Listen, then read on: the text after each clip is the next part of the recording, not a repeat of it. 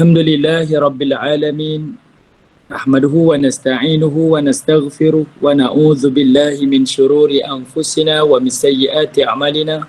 May yahdihillahu fala mudilla lahu wa may yudlil fala hadiya lahu. Asyhadu an la ilaha illallah wahdahu la syarika lah wa asyhadu anna Muhammadan abduhu wa rasuluh. Amma ba'. Alhamdulillah, pertamanya kita syukur pada Allah Subhanahu wa taala di atas kesempatan yang Allah izinkan kepada kita petang ini untuk sama-sama kita berada dalam majlis ilmu. Moga-moga Allah Subhanahu wa taala mempermudahkan urusan ibu-ibu yang menonton ini, diberikan kesihatan, dimakbulkan doanya, diberikan anak-anak yang saleh dan saleha, diberikan pasangan yang baik dan diberikan segala kemudahan dan kebaikan di dunia dan juga di hari akhirat, insya-Allah. Amin ya rabbal alamin. Amin.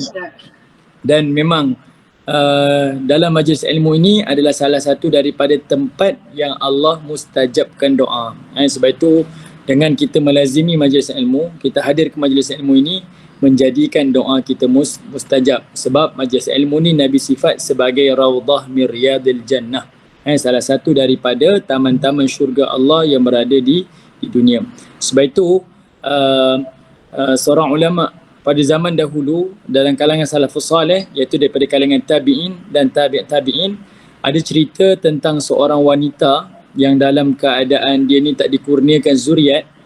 Lalu dia tanyakan kepada seorang ulama kalangan tabi'in apa yang perlu dia buat untuk dikurniakan rezeki, iaitu dikurniakan anak. Lalu ulama ni kata apa? Sentiasa lazimi majlis ilmu dan berdoalah di dalam majlis ilmu. Dan wanita ni beramal seperti mana yang dianjurkan oleh ulama ni, dan akhirnya Allah Ta'ala makbulkan doanya, diberikan rezeki, iaitu dikurniakan seorang anak yang sangat saleh. Jadi kita nampak majlis ini seperti biasa, ibu-ibu duduk di bilik, ada yang duduk di dapur, ada yang duduk di rumah, di ruang tamu dan sebagainya. Tapi percayalah, majlis ilmu ini luar biasa pada pandangan Allah Subhanahu wa taala.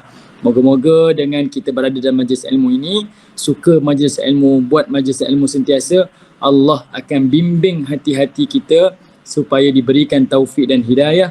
Dan moga-moga dengan ilmu inilah yang akan memandu, memberi cahaya kepada perjalanan kehidupan kita ini di dunia, insya-Allah. Amin ya rabbal alamin. Saya teringat kisah tentang guru saya, iaitu Syekh Syuaib Al-Arnaud. Dia ni salah seorang daripada ulama moden, dah meninggal dunia dah. Saya pernah ziarah berkunjung di rumahnya di Jordan. Dia pernah ceritakanlah, dia ni adalah seorang anak peladang saja, anak petani. Dan ayah dia ni ada satu tabiat, iaitu suka sangat pergi majlis ilmu, suka. Walaupun ayah dia seorang petani, tapi ayah suka majlis ilmu, pergi. Sentiasa pergi sehinggalah kerana tabiat dia tu, akhirnya guru-guru yang mengajar dalam majlis ilmu ni mendoakanlah kepada ayahnya. Dia kata, Muhammad, aku doakanlah moga-moga anak engkau menjadi ulama, menjadi orang-orang soleh, orang-orang yang dipilih oleh Allah memberi kebaikan kepada umat. Benar sungguh ibu-ibu yang dirahmati oleh Allah, yang buat kebaikan tu ayahnya, tapi anaknya Allah pilih menjadi ulama yang besar. Namanya Syekh Syuaib Al-Arnaud. Kalau ibu-ibu boleh baca kitab Arab, kitab hadis, kitab Abu Daud, kitab hadis yang sahih-sahih ni, yang menyemaknya, yang menentukan sahih ataupun tidak, kebanyakannya daripada Syekh Syuaib Al-Arnaud. Siapa yang belajar hadis di dunia ni, kebanyakan mesti akan berguru dengan Syekh Syuaib Al-Arnaud ni. Dia mesti akan jumpa dengan Syekh Syuaib ni.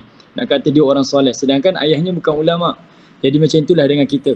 Mudah-mudahan dengan kita gembira ke majlis ilmu, kita duduk dalam majlis ilmu walaupun kadang-kadang dengar, kadang-kadang tak dengar, kadang-kadang tertidur dan sebagainya. Tak mengapa. Sebab kita berada di tempat yang baik. Okay?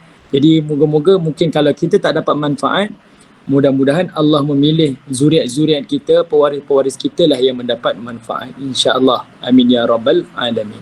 Okey, baik ibu-ibu yang dirahmati oleh Allah, insya-Allah untuk malam ni, untuk pagi ni, untuk petang ni, kita akan membaca satu lagi tokoh sahabah daripada kalangan sahabat Nabi sallallahu alaihi wasallam, iaitu dikenali dengan nama Al-Khansa.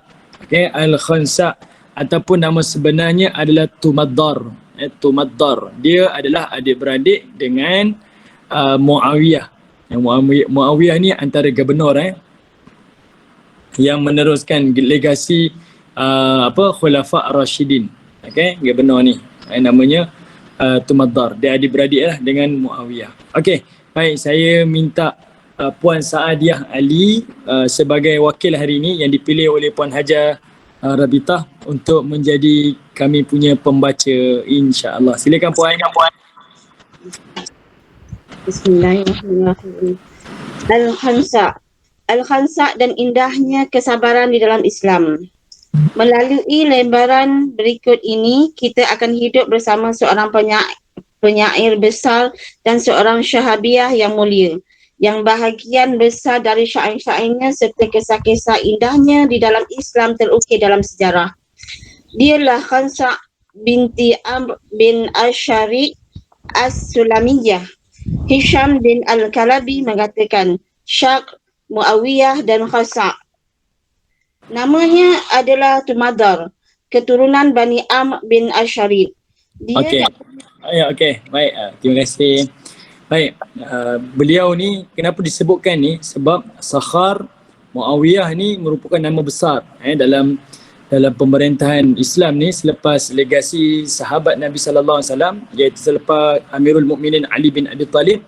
Mereka ni lah antara tokoh-tokoh besar yang memerintah meneruskan legasi Khulafa' Ar-Rasyidin. Jadi bila disebut nama Khansa dan dia adalah adik-beradik kepada Muawiyah, kita nampaklah dia ni datang daripada tokoh-tokoh yang besar yang memberi bakti kepada kerajaan Islam dahulu. Dan dia ni ada satu kelebihan, iaitu kalau tengok daripada teks nanti kita akan jumpa kelebihan dia, iaitu dia ni seorang penyair yang dihormati. Nabi SAW suka dia ni bersyair, dan banyak syair-syairnya itu adalah untuk membangkitkan, kita kata membangkitkan semangat, motivasi para pejuang, para sahabat Nabi SAW ketika berjuang. Memang Nabi suka sungguh dengan penyair ni. Baik, apa maksud penyair dekat sini? Penyair dekat sini, ibu-ibu jangan bayangkan mereka ni macam penghibur. Sebenarnya tidak. Penyair ni fungsi dia sangat besar pada zaman Nabi SAW. Sebab pada zaman tu mana-mana penyair yang mampu bersyair, mampu menulis bait-bait syair, dia adalah orang yang sangat dihormati. Dan mereka ni sangat berperanan dalam mana-mana organisasi ataupun mana-mana kerajaan. Kalau saya nak bayangkan kepada ibu-ibu, pada hari ni, kalau kita kata penyair ni macam penyanyi, dia kurang tepat. Dia seolah-olah macam penghibur, dia kurang tepat. Penyair ni, pada zaman dahulu, fungsi dia macam hari ni adalah sebagai influencer. Influencer, kalau ibu-ibu perhatikan, orang hari ni kalau nak jual produk ke, orang nak nak buat marketing ke, orang nak itu, orang nak ni, dia akan cari influencer yang terkenal dekat media sosial ni. Okay, sebab apa? Sebab ini adalah tokoh-tokoh yang dikenali. Tokoh-tokoh yang kalau dia tulis di media sosial, di Facebook ke, di Instagram ke, orang akan baca, ribuan like, share orang akan buat. Okay? Jadi mereka yang kalau zaman kita lah panggil ni sebagai influencer. Pada zaman dahulu, mereka dipanggil sebagai penyair. Fungsi samalah. Fungsi dia, maknanya pekerjaan dia berbeza, tapi fungsinya sama. Dia ada pengaruh dia. Kalau dia tulis syair-syair yang sedih, dia boleh membuatkan orang tu jadi menangis sampai membangkitkan semangat. Kalau dia buat syair gembira, orang yang bersedih pun akan bergembira. Ini kelebihan penyair-penyair. Dan Khansa ada kelebihan tu. Dan Allah berikan kelebihan tu kepada Khansa. Sebab itu, kalau ibu-ibu baca sirah Nabi SAW, banyak kalangan sahabat Nabi, sama ada lelaki dan perempuan, Nabi akan tunjukkan peranan-peranan mereka. Khususnya penyair-penyair ni. Sebab mereka ni lah yang memberi, kita kata penguat dalaman kepada sahabat-sahabat untuk terus berjuang, untuk tabah, untuk sabar dengan setiap ujian yang timpakan kepada mereka. Okey, baik, teruskan lagi Puan Saadiah. Dia datang kepada Rasulullah SAW bersama kaumnya. Kemudian memeluk Islam bersama mereka semua.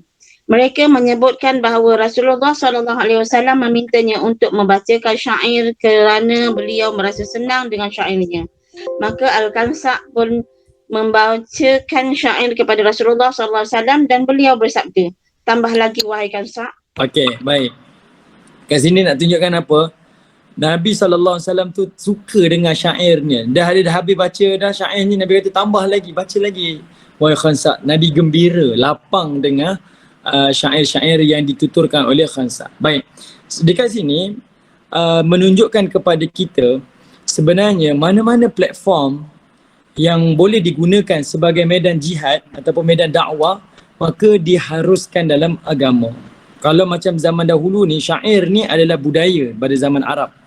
Mereka ni akan gunakan syair-syair ni untuk mempengaruhi seseorang, dan Nabi gunakan platform itu untuk sebarkan dakwah. Maka kita pun kena contohi Nabi.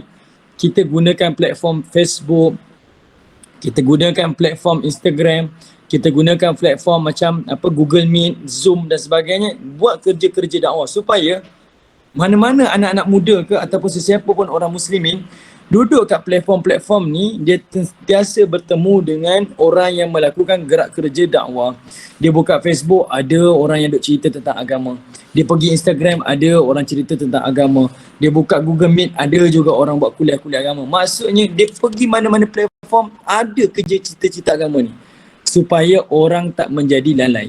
Okay, jadi kita melakukan salah satu perkara yang Allah Ta'ala suka dan juga Nabi SAW suka. Gunakan, manfaatkan segala platform yang ramai orang-orang ada ni pada hari ni dengan membawa cerita-cerita agama. Okay, orang sekarang suka buat Google Meet kan.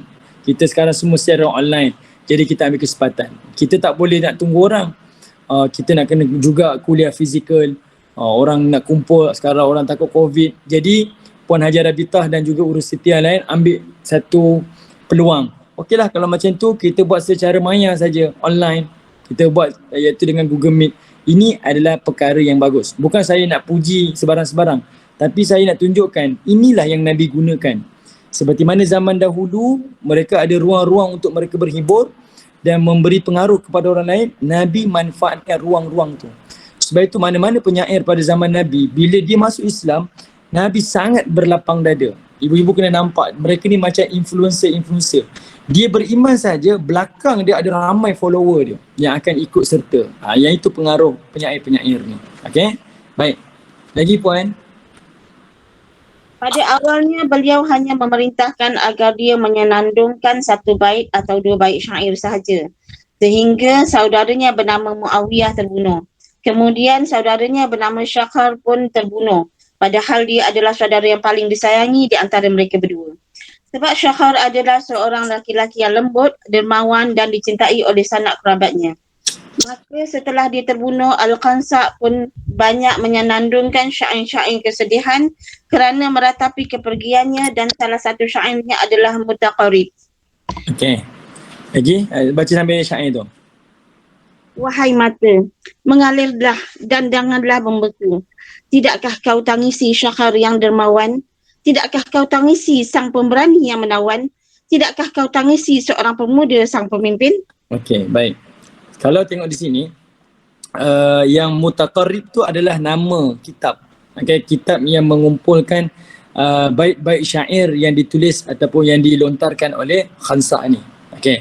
Baik, dekat sini dia nak menunjukkan salah satu kelebihan yang dilakukan oleh Khansa ni, iaitu bila kematian dua saudara lelakinya, iaitu Muawiyah dan juga Sakhar. Kalau tengok Sakhar ni yang disebut sebagai lelaki yang lembut tu bukan maksudnya lelaki yang lembut, bukan yang macam tu. Okey. Lelaki yang lembut dekat sini adalah lelaki yang memiliki akhlak yang lunak.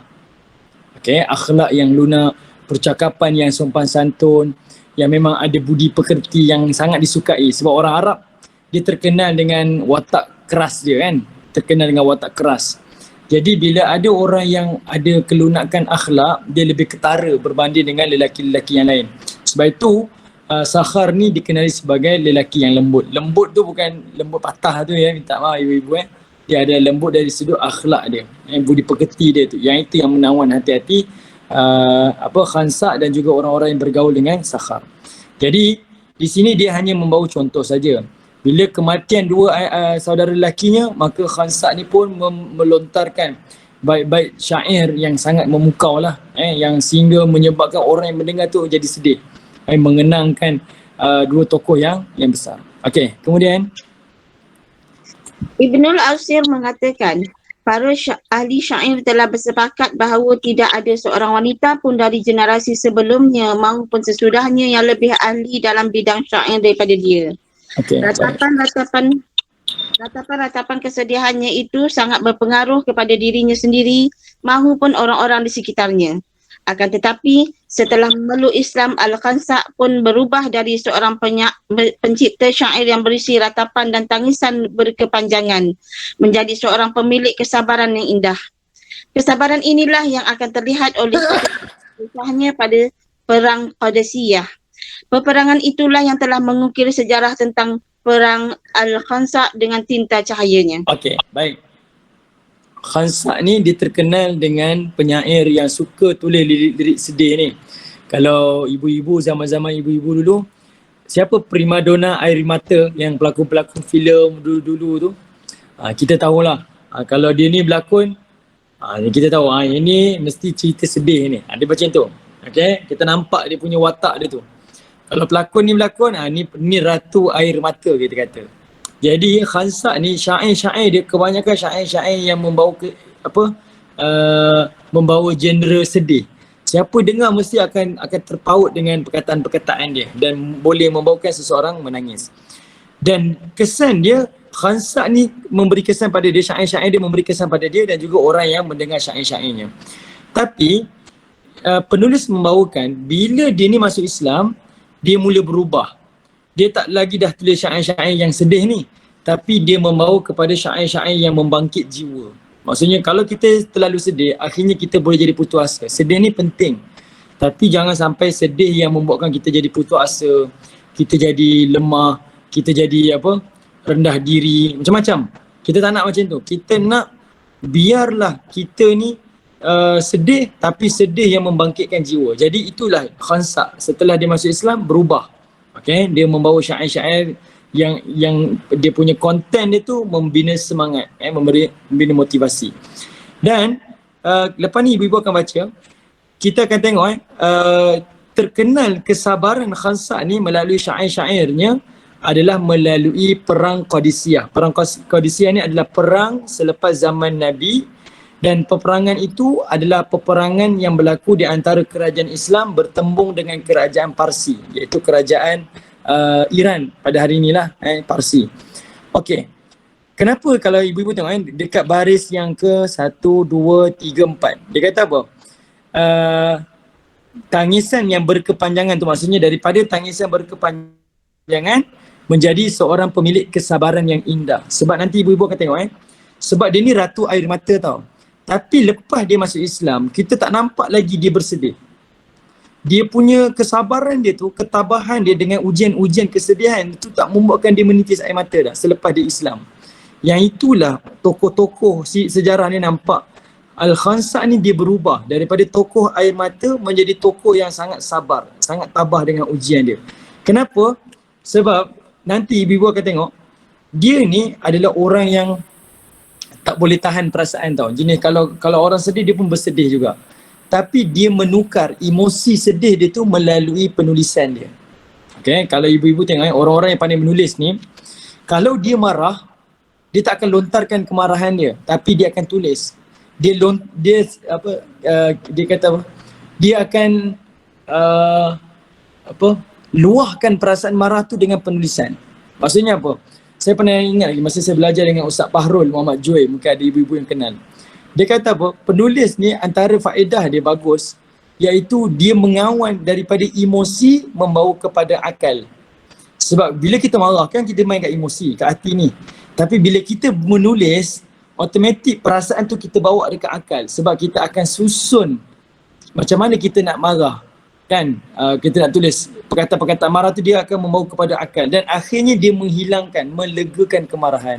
Kalau kita sedih pun macam tu, kalau kita rasa apa-apa perasaan yang mengganggu emosi, penulis ni akan kebiasaan menulis. Bila dia menulis, daripada emosi dia akan membawa kepada akal. Automatik emosi tu akan lebih terubat. Itulah penawar dia. Yang itu yang saya ingat lagi yang disebutkan oleh Ustaz Fahrul. Okay, nanti sebab itu kita nampak Khansa' ni daripada orang yang ratu air mata yang suka menangis ni, akhirnya menjadi orang yang sangat sabar. Sebab apa? Dia luahkan perasaan sedih tu melalui tinta dia. Kalau ibu-ibu tengok telah mengukir sejarah tentang peran. Peran tu bukan perang, peran tu adalah peranan. Peranan Al-Khansa dengan tinta cahayanya melalui penulisannya. Okey, boleh Bu sambung? Ustaz nak tanya sekejap Ustaz. Boleh silakan. Tinta tu ada orang bertanya, tinta tu maknanya tulisan kan Ustaz? Okey, tinta ni sebahagian daripada bahasa kita juga. Tinta ni maksudnya tulisan. Kalau kita pakai dulu kan ada pen dakwat basah tu, celup, ambil bulu ayam, celup dekat dakwat hitam tu, kemudian tulis. Itu namanya tinta. Okey, itu tinta. Tapi hari ni tinta ni lebih merujuk kepada penulisan ataupun satu perkataan. Itu namanya tinta lah. Okey. Sambung Ustaz. Sama-sama Puan. Diriwayatkan dari Az-Zubair bin Bakar dari Abi Wazzah dari ayahnya, dia berkata, sesungguhnya Al-Khansa menyaksikan perang Qadisiyah dan dia memiliki 4 orang anak laki-laki. Maka dia berkata kepada mereka pada permulaan malam, wahai anak-anakku, sesungguhnya kalian memeluk Islam dan berhijrah atas pilihan hati kalian sendiri. Demi Allah yang tiada Tuhan selain Dia. Sesungguhnya kalian adalah keturunan dari lelaki yang sama, sebagaimana kalian pun keturunan dari wanita yang sama. Aku tidak pernah mengkhianati ayah kalian, juga tidak pernah mencemarkan nama baik paman kalian, juga tidak pernah menjelik-jelikkan garis keturunan kalian, juga tidak pernah menodai nasab kalian. Sungguh kalian semua mengetahui betapa besarnya pahala yang telah Allah siapkan untuk kaum muslimin dalam memerangi orang-orang kafir. Ketahuilah, sesungguhnya negeri akhirat yang kekal lebih baik daripada dunia yang fana ini. Okey, terus. Kerana Allah Azza wa Jalla berfirman. Subhanallah ta'ala. Kerana Allah Azza wa Jalla, betul. Allah Azza wa Jalla. Kerana Allah Azza wa Jalla berfirman, wahai orang-orang yang beriman, bersabarlah kamu dan kuatkanlah kesabaranmu dan tetaplah bersiap siaga di perbatasan negerimu dan bertakwalah kepada Allah agar kamu beruntung. Okey, baik. Daripada perenggan yang kedua terakhir tu sampailah perenggan terakhir pada muka surat 35 ni, ini adalah nasihat daripada Khansa kepada 4 orang anak lelaki dia. 4 anak lelaki Khansa ni, 4 ni menyertai peperangan Qadisiyah. Jadi ibu-ibu boleh bayangkan seorang wanita, ibu yang ratu air mata menyerahkan 4 anaknya berjuang dalam satu peperangan. Kalau kita lah ada anak, kita akan cakap apa, cukuplah kalau ibu kata sudah menjadi fardu kepada ibu untuk serahkan seorang anak untuk pergi perang. 3 lelaki kalau boleh jangan pergilah. Takkanlah ibu nak meninggal semua anak-anak, betul kan? Selalunya kita akan cakap macam tu. Seorang pun dah kira fardu kifayah dah. Yang lain tak ada tanggungjawab dah. Tapi ibu yang ratu air mata ni, Al-Khansa, dia suruh 4 orang anak dia pergi perang. Bahkan dia membakar semangat-semangat anak-anak dia supaya berjuang. Dia sebutlah tu. Dia kata apa? Anak kamulah yang memilih agama ni dan kamu berhijrah kerana pilihan kamu. Kamu datang daripada bapa yang sama. Kamu datang daripada ibu yang sama. Aku tak pernah khianati bapa kalian. Aku tak pernah cermakan nama keluarga bapa kalian. Disebutlah semua pujian-pujian kepada keluarga dia. Dan itu membina semangat, motivasi anak-anak dia untuk berjuang. Kalau kita dengan anak kita nak belajar luar negara, kita kata awak ni nak belajar luar negara tak kasihankan ibu ke? Nanti balik raya macam mana? Takkanlah ibu nak makan rendang seorang-seorang. Kita macam tu pula. Ataupun kalau anak tu baru kahwin, nanti jangan lupa ya raya pertama nanti datanglah rumah mak dulu, rumah mentua tu nantilah. Kita benda macam tu kita lemah. Jadi membuatkan anak ni jadi serba salah. Alamak macam mana nak buat ni, macam mana ni. Akhirnya anak-anak bergaduh sama isteri. Kan? Bergaduh. Nak raya rumah abang dulu, nak raya rumah isteri dulu. Ibu-ibu saya nak bagi tahu satu perkara. Saya pernah ada orang tanya tau, dia kata, derhaka tak kita kalau ibu kita suruh kita raya pertama dekat rumah dia? Jadi derhaka tak kalau saya ni raya pertama beraya dekat rumah mertua saya, sedangkan ibu saya perintah raya pertama dekat rumah dia? Saya nak bagi tahu pada ibu-ibu yang dirahmati oleh Allah, dan saya pun akan tua juga dan anak-anak pun akan besar juga. Antara yang boleh saya katakan, kita ni bukan tak tahu hukum. Kita tahu hukum boleh ke tak boleh. Tapi sebenarnya dalam hal macam ni, dia berkait dengan emosi. Nasihat saya, kita sebagai orang tua, ibu bapa yang ada anak-anak dah berkahwin, kita memudahkan anak-anak menjalankan tanggungjawab sebagai seorang suami ataupun sebagai seorang isteri. Kita jangan jadikan beban dan penghalang. Awak mesti raya pertama dekat rumah mak. Kalau tak, awak memang anak derhaka. Awak tak sayang mak, awak sayang isteri awak lebih daripada sayang mak. Kita silap. Sepatutnya kita kena bagi semangat pada dia. Tak kisahlah bang, awak nak raya pertama ke, raya kedua ke, tak apa. Yang penting awak balik juga rumah mak. Yang penting awak balik juga, mak tak kisah. Yang penting balik je. Okay? Jadi, awak buatlah apa yang awak rasa boleh jalankan tanggungjawab. Anak ni akan lebih mudah dia nak jalankan tanggungjawab sebagai seorang suami, nak jalankan tanggungjawab sebagai seorang ayah dan jalankan tanggungjawab sebagai seorang anak. Kita kena membantu anak-anak kita dalam urusan agama mereka. Jangan kitalah yang menjadi susah dan beban kepada anak-anak kita. Boleh faham tak ibu-ibu? Ni bukan saya nak kata ibu-ibu, tak. Tapi nak bagi tahu dalam masyarakat Melayu kita macam tu. Kalau tengok filem-filem nak raya kan, bila bulan-bulan Syawal, bulan Ramadan, itulah dia cerita dia. Tak raya pertama, mamai awal lah nak derhaka. Jangan tuan-tuan, jangan. Kita tak nak ada macam tu. Kita kena jadi ibu bapa yang berlapang dada, yang memudahkan anak-anak melakukan ketaatan, nak melakukan ibadah. Sebab tanggungjawab dia nak laksanakan tu sebagai suami, sebagai ayah, sebagai anak tu, itu adalah amanah dia. Itu ibadah dia. Kita kena jadi orang yang memudah cara. Okay? Tak kisah awak nak balik bila, baliklah. Okay? Yang penting awak dapat selesaikan tanggungjawab tu, syukur dah. Yang itu yang paling penting. Okay? Baik, tuan-tuan yang dirahmati oleh Allah Subhanahu Wa Taala. Jadi, kalau kita tengok daripada apa yang dilakukan oleh Khansa ni, itulah yang Khansa lakukan. Okay? Itulah yang Khansa lakukan. Yang mana Khansa ni, dia memberi, dia memang supportive lah. Dia beri sokongan kepada anak-anak dia. Semua keluar perang, semua. Jangan seorang pun lari daripada medan perang. Kamu dah memilih agama ni sebagai agama kamu. Kamu dah berhijrah atas pilihan kamu. Teruskan kerja dakwah ni, terus. Dan hari ni kamu ada pilihan untuk berperang di jalan Allah. Dan Allah Ta'ala telah memberikan ganjaran pahala untuk orang-orang yang berjuang ni, pergi. Empat pergi tuan-tuan. Ini ibu dia. Dan ibu dia baca ayat Allah Ta'ala tu, surah Al-Imran ayat 200 tu. Ibu dia siap bagi semangat lagi janji-janji Allah. Wahai orang-orang beriman, bersabarlah kamu, kuatkanlah kesabaran kamu dan tetap bersiap siagalah di perbatasan negeri kamu dan bertakwalah kepada Allah agar kamu beruntung. Yang ini yang kita nak belajar daripada Khansa. Okey, baik, lagi ibu. Sambung. Maka jika Allah mengkehendaki kalian dalam keadaan selamat pada esok pagi, maka pergilah kalian untuk memerangi musuh kalian dengan penuh persiapan. Demi Allah, dia akan menjadikan musuh-musuhnya selalu mengalami kekalahan. Okey, baik. Ya. Ibu-ibu yang dirahmati oleh Allah Subhanahu Wa Taala. Tengok ayat ni dia kata apa? Maka jika Allah mengkehendaki kalian dalam keadaan selamat pada esok pagi, maka pergilah kalian untuk memerangi musuh kalian dengan penuh persiapan. Demi Allah, dia akan menjadikan musuh-musuhnya selalu mengalami kekalahan. Tengok ibu dia memberi keyakinan kepada anak-anak dia dengan ayat-ayat janji tau. Dia kata apa? Pergilah perang. Allah janjikan kemenangan dah. Pergi je perang. Kenapa disebut janji kemenangan? Sebab orang yang pergi berjihad ni, dia memang menang. Keluar jihad menang. Kalau dia hidup lepas perang, dia akan dapat harta ghanimah.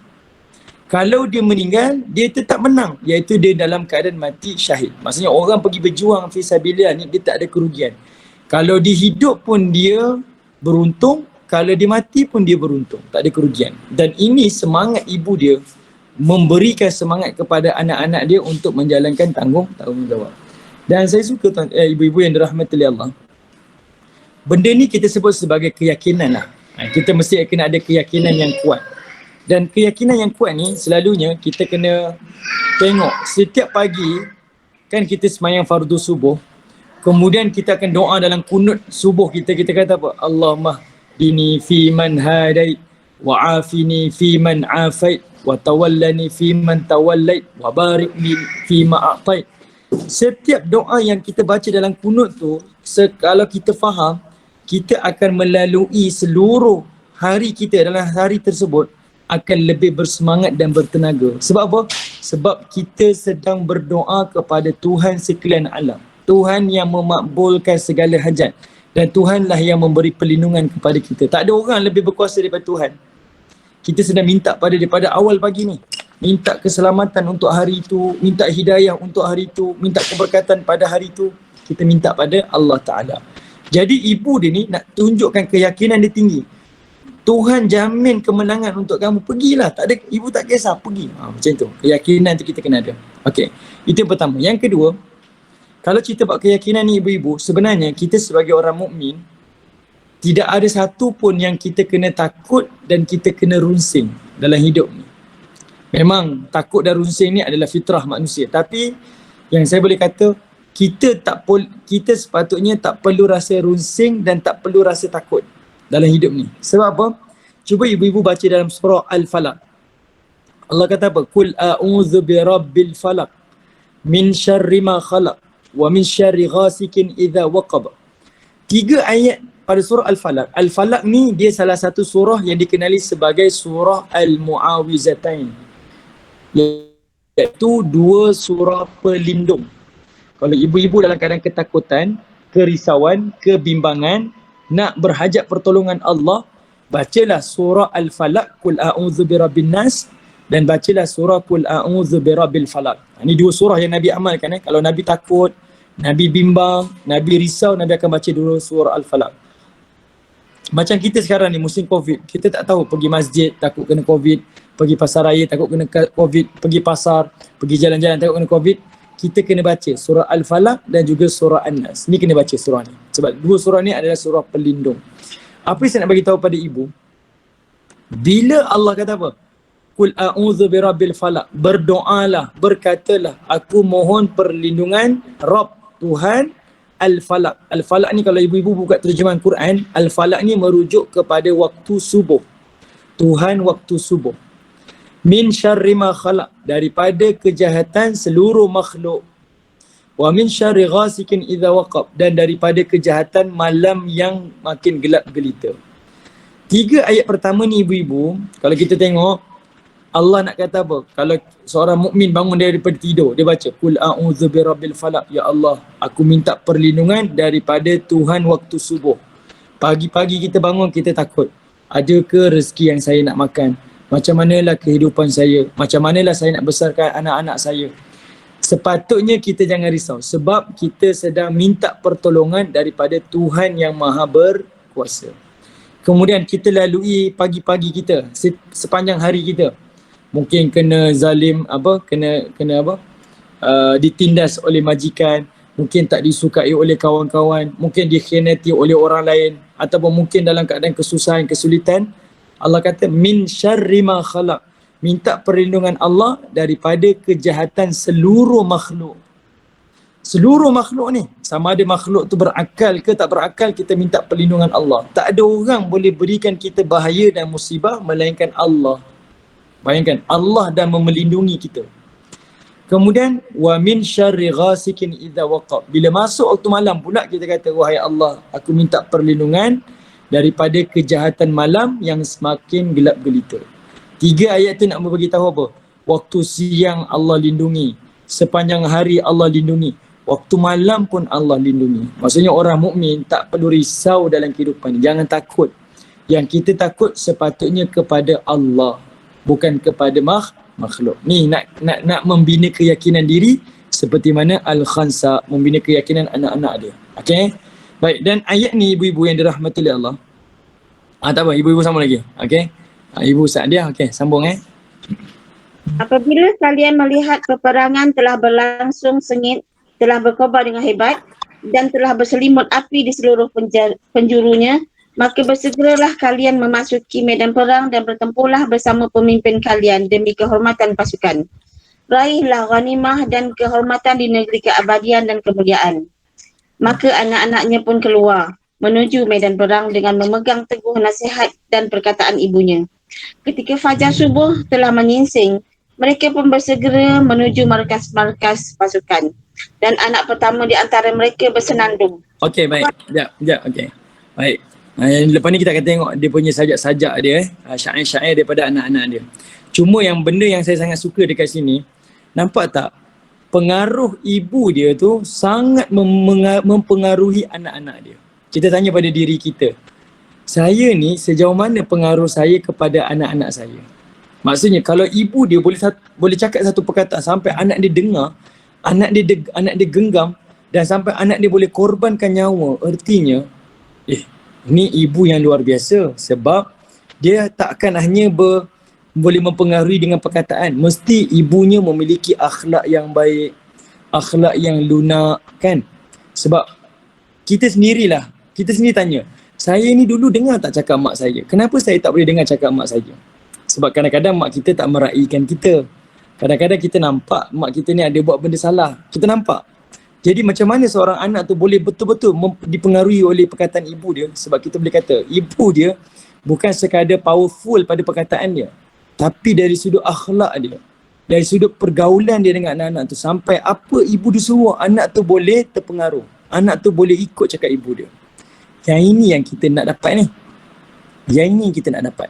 Saya nak bagi tahu pada ibu-ibu, saya rasa saya macam segan nak cakap, tapi yang saya belajar dulu, kalaulah masa saya mula-mula dulu nak kahwin, ni cerita tak sesuai saya kata sebab saya muda lagi kan. Ibu-ibu semuanya dah terbukti dah, anak-anaknya dah besar-besar, dah berjaya-berjaya. Cuma saya nak cakap, masa saya kahwin dulu, saya ingat lagi, guru saya pesan, dia kata macam ni, kalau kita nak kahwin, nak jadi suami ni, buat dua perkara, dia kata. Kalau kita nak kahwin, nak jadi suami, nak jadi ayah, kena buat dua perkara. Kalau kita buat dua perkara ni, insya-Allah dalam rumah tangga kita akan dihormati. Sebab suami kan pemimpin kan. Pertama dia kata apa? Setiap suami, setiap ayah ni dia kena bangun paling awal dalam keluarga. Dia kena bangun paling awal dalam keluarga. Seorang lelaki, ayah ataupun suami ni dia kena bangun paling awal dalam keluarga. Sebab itulah kepimpinan yang paling kecil. Bayangkan kalau dia pemimpin, tapi bangun subuh pun isteri yang kejutkan, macam mana dia nak pimpin keluarga dia? Diri dia pun dia tak pimpin. Okay? Kalau kita bangun paling awal, kita menunjukkan kita mampu memimpin diri kita, dan kita yang kejutkan isteri kita, kamu bangun, awak bangun ni, dah subuh dah ni, ataupun lagi 5 minit dah subuh ni, bangun ni. Kejut anak-anak kita akan dihormati. Sebab benda yang kecil, kalau kita mampu buat, insya-Allah perkara-perkara yang besar pun tidak ada masalah. Okay, itu pertama dia kata. Seorang lelaki dia mesti kena bangun paling awal dalam keluarga dia yang paling awal. Dia akan lebih dihormati. Yang kedua, dia kata, seorang lelaki ni di luar rumah, dia kena jaga mata dia. Mata jangan liar tengok orang. Dan dia kena jaga kompas hati dia. Sebab apa? Sebab seorang lelaki ni kebiasaannya kalau di luar, kalau dia ni liar hatinya dan pandangannya di luar rumah, kebiasaannya dia akan mempengaruhi isteri di rumah. Okay, sebab kita ni kan bila berkahwin, orang kata kita ada chemistry, ada kimia kita. Jadi apa yang suami buat, selalunya isteri pula yang akan rasa. Kenapa isteri saya meragam ya? Kenapa isteri saya ni banyak sangat kerenahnya? Tengok balik, ada tak kita buat benda tak baik di luar rumah? Yang ni pesanan untuk saya ni, untuk ayah-ayah, untuk suami-suami ni. Kita duduk merungut ni, isteri saya ni tak bagus lah, dia kat rumah bebel lah, itulah, inilah. Jangan tengok isteri tu, tengok kita. Ada tak kita buat salah? Kalau kita buat salah, dia akan terkesan pada isteri. Dan anak-anak pula, kalau anak-anak ada masalah, tengok balik ibu. Ada tak masalah hubungan ibu dengan Allah Ta'ala? Dia punya sifir macam tu. Kalau isteri meragam, percayalah ada masalah ayah dengan Allah.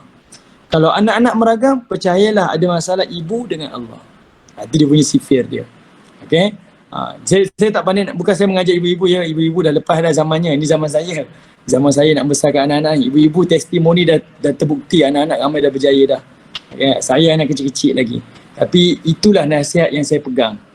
Itulah nasihat yang saya pegang lah daripada saya mula kahwin dulu. Guru saya masa dia datang majlis kahwin, itulah dia pegang. Dia nasihatkan. Alhamdulillah lah. Saya dapatlah ikuti apa yang dia katakan. Dan nampaklah kita dah berkahwin ni, nampaklah ada apa dia kata tu memang ada kebenaran dia. Okay, cuma saya nak highlight dekat sini, ibu dia sangat mempengaruhi dengan perbuatan anak-anak dia. Melalui percakapan anak-anak dengar. Tapi hari ni kita jadi pelik kan. Kita cakap anak kita melenting pula. Kita cakap anak kita marah pula. Jangan cakap nak dengar, marah lagi ada. Okay, Along, Angah, tutup handphone tu. Ibu ni asyik tutup handphone, orang nak main handphone. Kita pula check balik. Ada apa masalah ya? Mesti ada masalah kita dengan Allah Ta'ala. Kita jangan salahkan orang. Sebenarnya, sebab kita tak boleh kawal orang tuan-tuan. Ibu-ibu yang dirahmati oleh Allah. Kita hanya boleh kawal diri kita. Okay, jadi kita minta pada Allah Ta'ala. Perbaiki akhlak kita, perbaiki diri kita. Tujuan dia kita senang ya. Kita nak jadi baik dan kita nak mempengaruhi kebaikan kepada anak-anak kita. Dan yang keduanya, dekat sini, Al-Khansa menunjukkan didikan dia dengan lemah lembut. Sebab anak-anak dia dengar cakap dia. Maksudnya dia ni lemah lembut. Dalam masa yang sama dia tegas. Kan, apa yang berurusan dengan agama dia bagi tahu ke anak dia dan anak dia patuh dan anak dia buat. Yang ketiga, nampak tak? Dia mengajarkan kepada kita marah ni, kalau kita marah bukan dengan cara marah-marah. Orang kata kalau marah ni kena marah. Maknanya kalau kita nak bagi tahu kita marah, kita kena marah orang. Sebenarnya tak. Boleh jadi juga marah ni adalah dengan berdiam diri. Cuba ibu-ibu bayangkan. Ibu-ibu marah dengan anak-anak. Ibu-ibu diam. Ataupun ibu-ibu marah dengan ibu-ibu cakap. Mana yang anak lebih takut? Ketika kita cakap kita marah ataupun ketika kita marah kita diam. Saya percaya kalau ada ibu-ibu, kalau ibu saya sendiri, kalau kami dulu kecil-kecil buat masalah, ibu saya selalu bertindak mendiamkan diri sampai kita ni jadi takut. Mak cakap lah, mak janganlah diam macam ni. Mak saya diam je 2-3 hari. Dia tak nak cakap kalau dia marah. Yang itu menyebabkan kita rasa bersalah. Betul, silent treatment. Sampai kita ni merayu minta maaf, minta maaf mak, janganlah buat macam ni. Sampai mak cakap, bila mak cakap tu kita, ya Allah syukurlah, terima kasih. Mak cakap sampai tahap tu.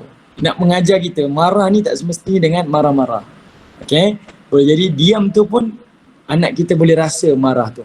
Okay, baik. Saya rasa inilah yang Khansa menguasainya. Walaupun dalam zaman dulu tak ada ilmu parenting, tapi saya rasa ini ada pada Khansa. Dan ini yang kita boleh belajar daripada Khansa. Okay, kemudian sama lagi Ibu, syairnya. Al-Kamil.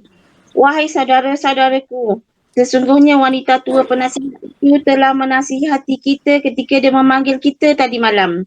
Perkataan yang sangat jelas dan terang. Maka bersegeralah kalian menuju peperangan yang membinasakan dan menyengsarakan. Yang seruan terdengar, kalian hadapi hanyalah sekawanan anjing yang menggonggong. Sedangkan mereka yakin bahawa dirinya akan binasa oleh kalian. Adapun kalian berada di hadapan kehidupan yang lebih baik ataukah kematian yang mewariskan ghanimah yang menguntungkan. Lalu dia pun maju berperang hingga terbunuh. Kemudian anak kedua bersenang. Okey, baik. Okey, terima kasih Ibu. Okey, tengok dia punya syair dia. Maksudnya bakat ibu dia tu pandai bersyair tu turun kepada anak dia. Anak dia pun pandai bersyair. Wahai saudara-saudaraku tu, maksudnya dia bagi tahu pada adik-beradik dia yang 4 orang ni lah yang nak pergi berjuang ni. Wanita tua penasihat itu merujuk pada ibu dia. Menasihati kita ketika dia memanggil kita malam tadi. Perkataannya sangat jelas dan terang. Untuk ayat ini direct ya, anak-anak semua faham. Okey, ibu-ibu yang dirahmati oleh Allah. Saya ada belajar satu ilmu ni. Ilmu ni ilmu parenting tau. Sebab saya anak-anak membesar, jadi saya belajarlah. Dia kata apa, kita kalau ajar anak-anak, kita jangan menyindir. Jangan perli, jangan sindir. Kalau orang dulu kata, jangan kita kalau nak mengajar anak ni kena cakap dalam bahasa berlapik. Tapi sebenarnya cara bercakap berlapik ni sebenarnya tak tepat. Saya dengar lah. Sebab apa? Sebab selalunya bila kita cakap berlapik ni, message ataupun kita nak tegur kesalahan anak tu, anak tak jelas dan anak kadang-kadang tak faham. Dan boleh jadi berlapik tu betul sebab kita tak nak kasar kan. Tapi boleh jadi juga berlapik tu akhirnya membuatkan dia menjadi sindiran. Contohlah saya ingat lagi yang saya belajar ni, dia kata macam ni. Kan kalau kita tengok ada 2 situasi. Contohlah ada anak tersepak air tumpah. Selalu kita akan nasihat macam ni. Kakak, kenapa lepas minum air letak air atas lantai? Kan dah tersepak, tumpah, kan dah basah. Okey, kakak ambil kapet, pergi lap, bersihkan. Kita tengok, garangnya ibu dia ni, tegas. Perkataan yang kedua pula, Ada ibu-ibu yang akan cakap apa? Kakak, kan ibu dah cakap lepas minum tadi jangan letak atas lantai, letak atas meja. Kan dah tumpah kalau letak atas lantai. Tadi ibu cakap tadi kakak letak telinga kat mana? Kat buntut je. Contohlah, ni bahasa kita selalu macam tu kan. Telinga kat mana telinga? Rasa-rasa ibu-ibu lah. Kita selalu ucap dialog yang pertama ke dialog yang kedua? Kebiasaannya lah. Kedua. Yang kedua. Dua-dua ada Ustaz. Yang kedua tu kita nampak macam lebih berlapik, nampak lebih baik kan. Tapi sebenarnya yang kedua tu tak boleh. Sebab bila kita cakap macam tu, anak-anak adik-beradik yang lain ni, ada anak yang lain ni dia akan dengar. Dan apa yang berlaku, anak-anak yang lain ni akan ketawakan kakak tu.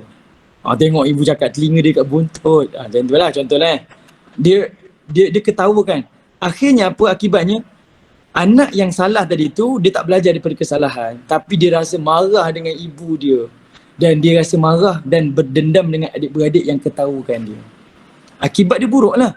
Dia tak belajar daripada kesalahan, dia rasa dendam pula, dan adik-beradik yang nampak tu tak belajar daripada kesalahan, adik dia rasa lucu pula. Itu namanya perli, sindiran. Kita tak zahirkan kesalahan, tapi kita zahirkan keaiban. Yang itu yang dilarang. Tapi yang betulnya, yang pertama tadi, walaupun kita nampak macam tegas, kan, direct, tapi sebenarnya bila anak tu dengar, anak tu tahu, oh tu salah. Betul tak? Dia, oh salah rupanya. Sebab kita sebut kesalahan dia. Oh depan ni tak buat. Adik-beradik yang lain yang dengar tu pun tak akan ketawa kan. Bahkan adik-beradik yang lain pun akan belajar, oh salah. Ibu-ibu tahu tak? Allah Ta'ala sendiri yang perintahkan buat macam tu. Allah kata apa? Ya ayyuhallazina amanu la yaskhar qaumun min qaumin asa an yakunu khairan minhum. Kata Allah, wahai orang yang beriman, jangan kamu menyindir satu kaum kepada kaum yang lain. Sindir, perli, troll, sarkastik, sarkazm. Ini kita punya bahasa-bahasa sekarang ni. Itu masuk kalimah yaskhar tu. La yaskhar, Allah kata jangan. Okay? Sebab boleh jadi kaum yang kamu sindir itu lebih baik daripada kamu. Kadang-kadang bukan kata ibu bapa je, guru-guru di sekolah pun macam tu juga kan. Sebab apa? Kita nak rotan dah tak boleh, kita nak cubit dah tak boleh. Jadi kuasa kita kat mulut je lah. Duk perli-perli kan. Tapi sebenarnya benda tu tak elok. Okay. Jadi anak di sini kata Khansa ni dia cakap direct. Dia cakap jelas dan juga terang. Maka kami bersegera menuju peperangan, membinasakan dan menyengsarakan. Yang seruan terdengar, kalian hadapilah hanyalah sekawanan anjing yang menggonggong. Maksudnya dia mengandaikan, jangan takutlah dengan musuh tu. Musuh tu macam anjing-anjing yang duk gonggong-gonggong je. Jangan risaulah. Okay, jangan risau sangatlah. Itu semua anjing yang macam menggonggong je. Sedangkan mereka yakin bahawa dirinya akan binasa oleh kalian. Adapun kalian berada di hadapan kehidupan yang lebih baik. Maksudnya apa? Kehidupan di hari akhirat. Dia nak bagi semangat pada adik-adik dia. Kita keluar berjihad ni, kita berhadapan di depan pintu kehidupan yang lebih baik. Maksudnya kita tinggal nak melangkah je ni. Kita dah berada di pintu yang lebih baik, iaitu di hari akhirat. Dan ataukah kematian yang mewariskan ghanimah yang menguntungkan. Kalau kita meninggal, kita dapat harta ghanimah, waris-waris kita dapat harta. Tak ada kerugian. Ini dia pujuk pujuk diri dia sendiri. Lalu dia pun maju berperang sehingga terbunuh syahid. Sampailah syahid anak yang pertama. Kemudian anak yang kedua pula bersenandung. Okey, sambung ibu. Sesungguhnya wanita tua itu memiliki keteguhan hati dan ketabahan, juga wawasan yang luas dan pemikiran yang lurus. Dia telah memerintahkan kami kepada ketepatan dan petunjuk sebagai penasihat darinya dan kebaikan terhadap anaknya. Maka bersegeralah menuju pertempuran dengan penuh persiapan untuk meraih kemenangan yang menyejukkan hati atau kematian yang akan mewariskan kemuliaan yang abadi di dalam syurga Firdaus dan kehidupan yang lapang. Lalu dia pun maju berperang hingga terbunuh sebagai syahid. Okey. Baik, tengok anak yang kedua pun bersenandung. Ibu-ibu boleh nampak kat situ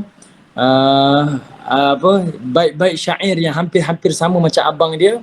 Dan habis dia bersenandung, dia pun pergi berjihad dan akhirnya dia pun syahid di dalam peperangan Qadisiyah, perang yang sama. Okey.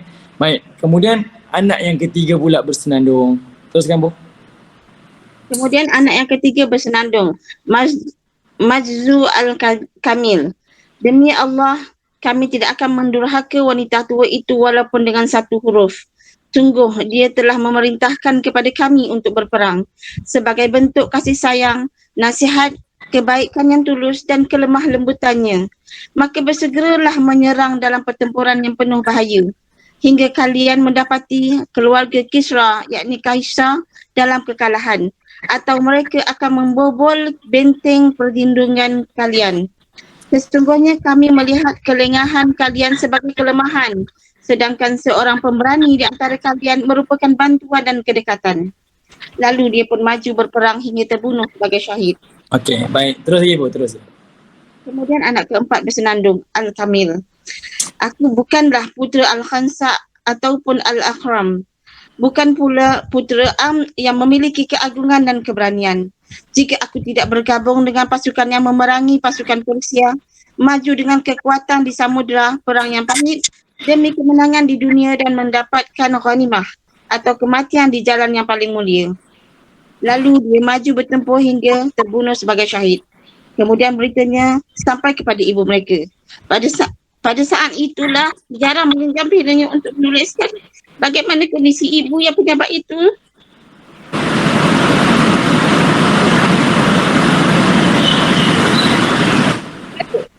Segala puji bagi Allah yang telah memuliakan diriku dengan kematian mereka. Aku berharap kepada Rabbku agar dia mengumpulkan aku dengan mereka di kemudian penuh dengan rahmatnya. Kesabaran macam apakah ini? Berbeza apakah yang ada di antara ratapan kesedihannya?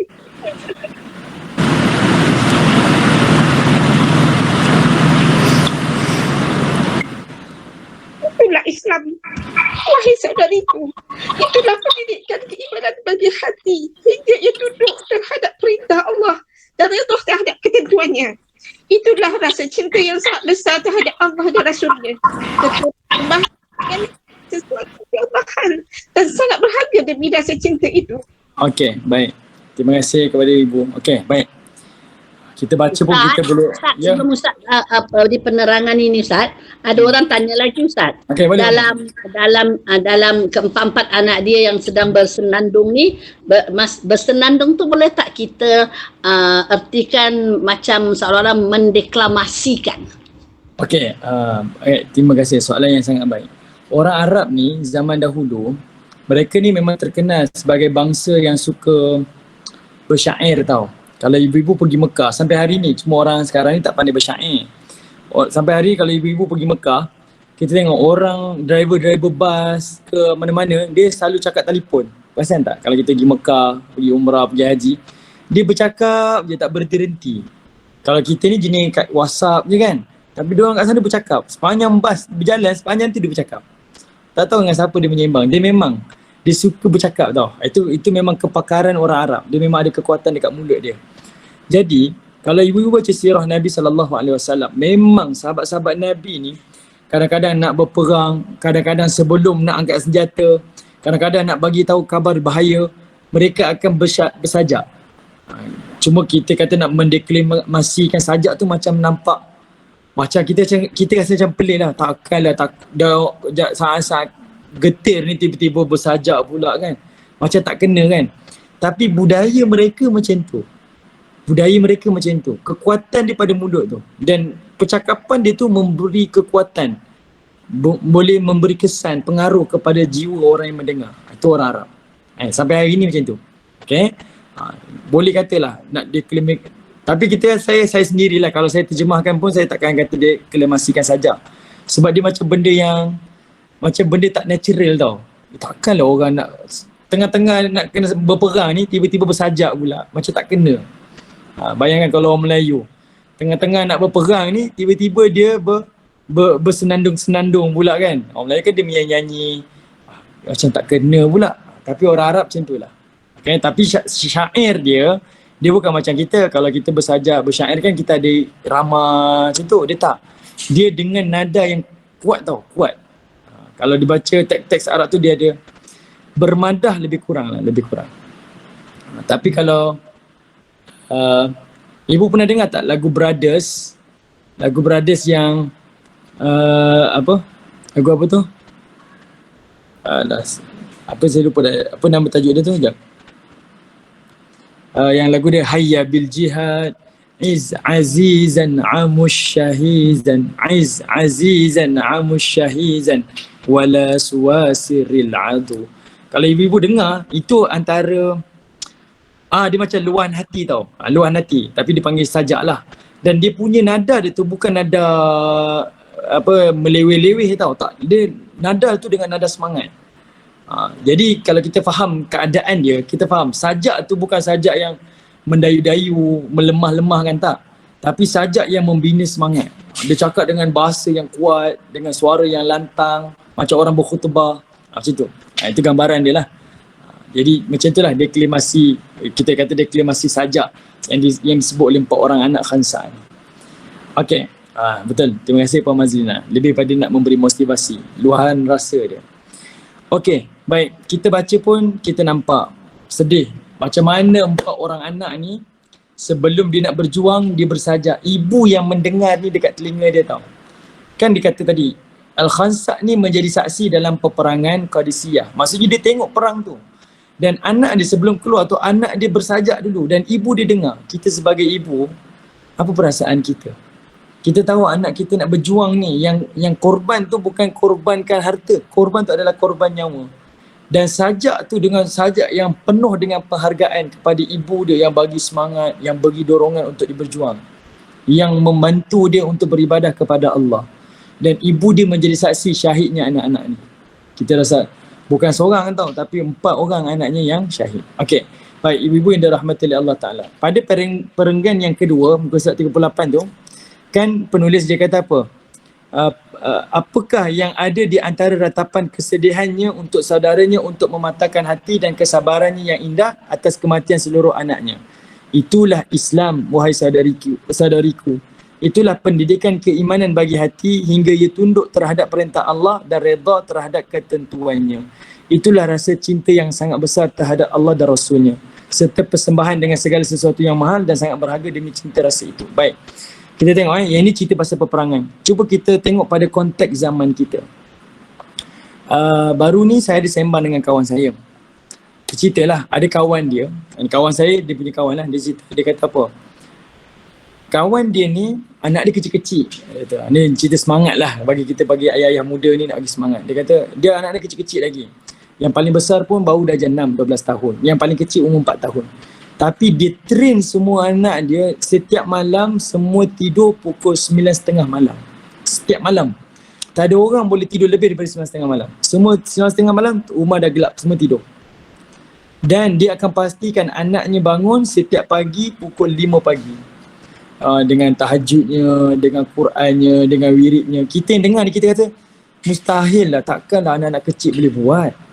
Kita kata kan mustahil lah, takkanlah anak-anak kecil boleh buat. Tapi kawan saya kata apa? Dia telah membuktikan anak-anak boleh buat. Anak-anak boleh buat. Sebab budak-budak ni dia tak buat dengan akal tau, tapi dia buat dengan perasaan dia. Cuba kita bayangkan, boleh ke anak ni main game? Main game tu kan, tak pandai baca. Baca pun tak pandai, tapi main game pandai, pegang handphone pandai, nak buka YouTube pandai dia. Walaupun dia tak pandai baca, tapi dia buat dengan perasaan dia, betul? Dia main game tak kisah berjam-jam dia main. Dia kata sebenarnya anak-anak semua ada potensi. Kitalah yang memandu dia. Kita kena pastikan dia tidur awal dan kita kena pastikan dia bangun awal. Dan bangun dia dengan dia baca Quran, dengan dia ajar solat, tahajud. Kemudian anak ni dia kata berlumba-lumba pagi-pagi tu untuk pergi sembahyang subuh berjemaah dekat masjid, dekat surau. Saya dengar tu saya rasa macam wah, sebenarnya kita kena buat. Hari ni anak-anak kita kenapa tak boleh bangun pagi? Jangan kata budak-budak, sampai yang dah remaja dah, sekolah menengah dah. Kenapa tak boleh bangun pagi? Sebab malam tak tidur, duk main game. Sampai 12 malam, 1 pagi, 2 pagi, sibuk main game. Sibuk main game kat komputer tu. Kita pula support lah tu. Tak apa, nanti ibu beli nanti awak punya komputer. Ibu beli nanti kerusi game awak. Kita support pula. Saya tak salahkan lah sebab kita nak membina semangat dia kan. Apa yang kecenderungan dia. Tapi dalam masa sama kita kena pandu. Kita kena bimbing mereka supaya tahu apa yang betul, apa yang salah. Okay? Yang ini saya rasa macam saya kena cuba ni. Saya sendiri saya tak kata orang, saya kata saya kena cuba ni. Saya kena train anak saya. Tapi saya memang tidur awal lah setiap malam. Saya dengan anak akan tidur. Tapi tak adalah awal macam 9.30. Selalu kita kadang 10 lebih lah. Tapi takkan lebih daripada pukul 11. Cuma nak kata kalau kita bangun tahajud tu kita kejut anak-anak, saya rasa tak sampai hati. Saya sendirilah. Kecil lagi anak ni nak kejut ni kan, tak sampai hati. Tapi kawan saya kata boleh, budak-budak ni boleh. Kita yang kena train dia. Kita kena bina habit dia.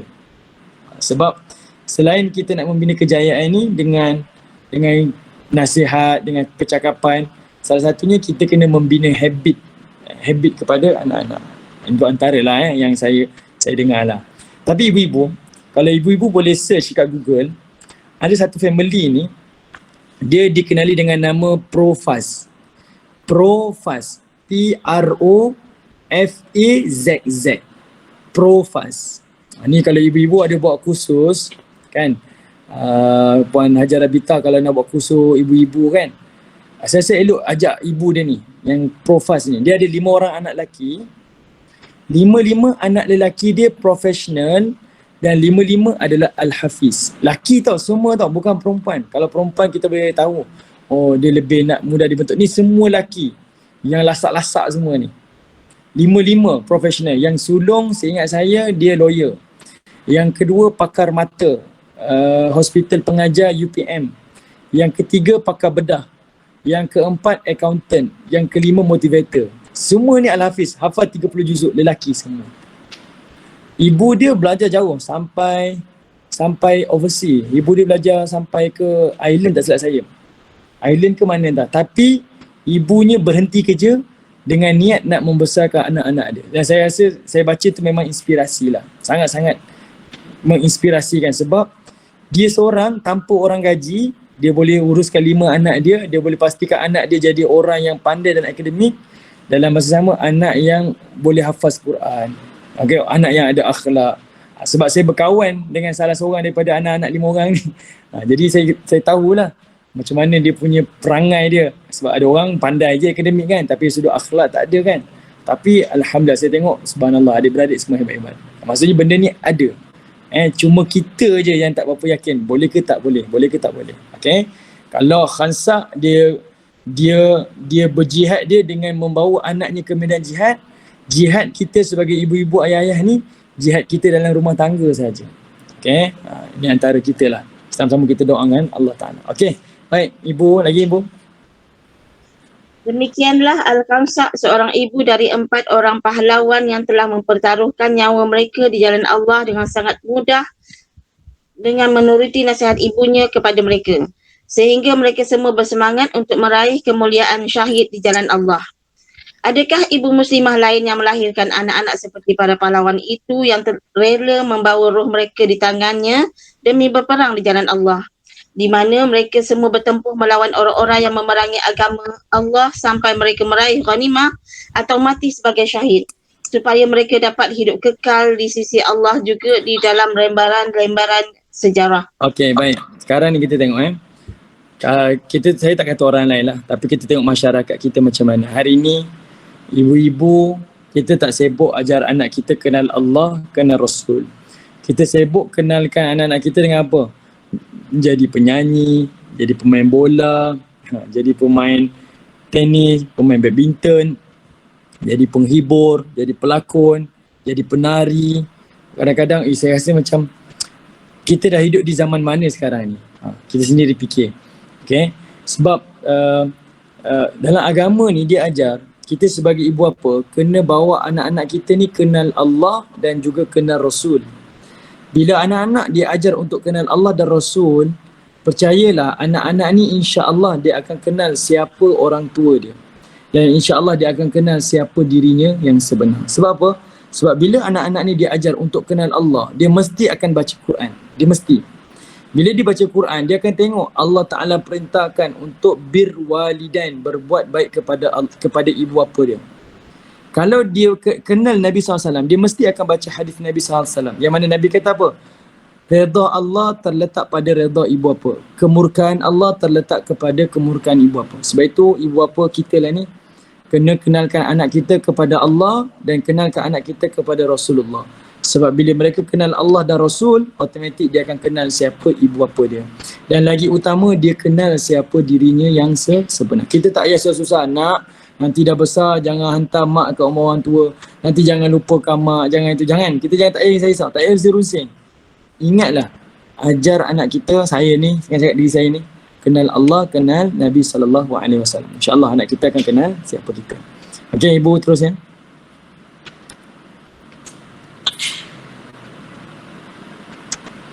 Ibu Sa'diah. Sorry tak buka speaker. Allah Azza wa Jalla berfirman yang bermaksud, dan jangan sekali-kali kamu mengira bahawa orang-orang yang gugur di jalan Allah itu mati. Sebenarnya mereka itu hidup di sisi Tuhannya mendapat rezeki. Mereka bergembira dengan kurnia yang diberikan Allah kepadanya dan bergirang hati terhadap orang-orang yang masih tinggal di belakang yang belum menyusul mereka, bahawa tidak ada rasa takut pada mereka dan mereka tidak bersedih hati. Surah Al-Imran ayat 169 dan 170. Semoga Allah melimpahkan rahmatnya kepadamu, wahai Al-Khansa, wahai ibunda para pahlawan. Okey, baik. Ibu-ibu yang dirahmati oleh Allah, apa pengajaran kita boleh dapat daripada kisah ni? Tengok tak? Seorang ibu yang tak terkenal pun, kita pun tak tahu. Tak kenal pun, tak tahu. Tapi Allah muliakan ibu ni setelah ibu ni mengorbankan anak-anak dia, harta-harta dia ni ke jalan Allah. Sampai hari ni orang kenal siapa Khansa. Orang tak kenal pun anak-anak dia siapa. Tapi orang kenal siapa Khansa. Mudah-mudahan kita sama-samalah doa. Ya Allah, kalau kita menjadi saksi seorang ibu yang telah mengorbankan anak-anaknya demi Allah, sampai hari ni namanya disebut-sebut, kalau saya mencontohinya, saya percaya Allah Ta'ala juga akan memuliakan saya sebagai contoh kepada generasi-generasi yang akan datang. Kalau macam ni ibu-ibu, pahala mengalir kepada Khansa, kita sendiri dapat semangat. Ya Allah, saya dapat mampu buat macam Khansa ni. Kita dapat semangat daripada dia. Khansa yang berada di alam barzah sekarang ni dapat dicatat pahalanya. Sebab apa? Sebab kita dapat motivasi daripada dia. Sekarang ni tinggal kita je, yakin ataupun tidak dengan janji-janji Allah. Okay, sebab itu saya suka sebutkan. Ibu-ibu baca surah Luqman. Luqman ni, dia bukan Nabi, dia bukan Rasul. Luqman ni dalam satu riwayat, dia menyebutkan dia hanyalah seorang hamba sahaja, hamba. Dan dia hidup pada zaman Nabi Daud AS. Tapi Allah muliakan Luqman ini hanya seorang hamba, tak ada harta, tak ada rupa, tak ada kedudukan, bukan orang kaya pun. Tapi Allah muliakan dia, Allah rekodkan ceritanya di dalam Al-Quran. Dan Allah letakkan namanya sebagai surah dalam Al-Quran. Itu tanda Allah muliakan dia. Sampai hari ni kita bagi nama anak kita dengan nama Luqman. Kenapa? Sebab dalam riwayat menyebutkan Luqman ni dia ada 10 orang anak. Tetapi 9 daripada anaknya meninggal dunia. Dan dia redha dengan ketentuan tu. Yang tinggal bersama Luqman seorang je anak dia. Tapi anak tu, Luqman ni didik, besarkan sampai anak ni berjaya. Sampai anak ni jadi soleh dan musleh. Kerana dia usahakan didik seorang anak sampai berjaya, jadi orang hebat, jadi orang soleh, Allah Ta'ala muliakan Luqmanul Hakim tu. Allah muliakan dia. Sebab apa? Sebab dia besarkan seorang anak. Okay, kerana dia besarkan seorang anak tu kerana Allah, Allah muliakan dia. Jadi kita pun kena ambil inspirasi. Saya ada anak-anak, ada 4 orang, 3 orang, 5 orang. Kita berikan seluruh jiwa raga kita, saya didik anak ni kerana Allah. Percayalah ibu-ibu, peganglah. Allah akan muliakan kita. Biarlah kita berhabis ke, biarlah kita korban apa saja. Percayalah, Allah akan muliakan kita. Paling tidak, di akhirat kita akan dapat ganjaran syurga. Dan di dunia ni nama kita harum. Bahkan dibangga-banggakan oleh keluarga-keluarga kita, waris-waris kita insyaAllah. Okay, yang ini kita boleh belajar daripada Khansa. Kita sini jadi saksi. Tak kenal pun siapa Khansa. Tapi kerana pengorbanan dia, ceritanya tu dibawa sampai ke hari ini. Kita sendiri tengok orang menceritakan tentang bakti dan juga keberanian Khansa, kesabaran hati dia. Okey, baik. Macam mana Puan Hajar Abitah, kita nak sambung ke macam mana ni?